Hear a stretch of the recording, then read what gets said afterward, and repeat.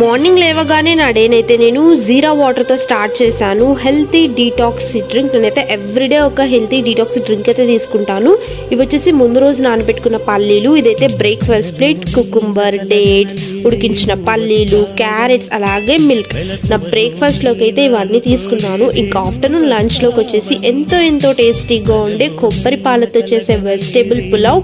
ఈ రెసిపీ ఎలా చేసుకోవాలి, ఈ ప్రాసెస్ ఏంటి ఆల్రెడీ నేను మన ఛానల్లో అప్లోడ్ చేశాను. ఈవినింగ్ అయితే నాకైతే ఒక స్వీట్ తినాలనిపించింది. ఇంకా వెంటనే బీట్రూట్ బెల్లం నెయ్యితో ఒక స్వీట్ చేశాను. చాలా టేస్టీగా ఉంది. ఈ రెసిపీ కూడా నేను మన ఛానల్లో అప్లోడ్ చేశాను.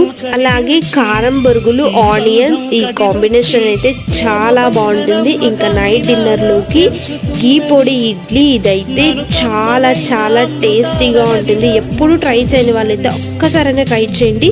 మీకు అందరికీ చాలా బాగా నచ్చుతుంది. ఇలా నైట్ డిన్నర్లోకి అయితే నేను ఘీ పొడి ఇడ్లీ తీసుకున్నాను.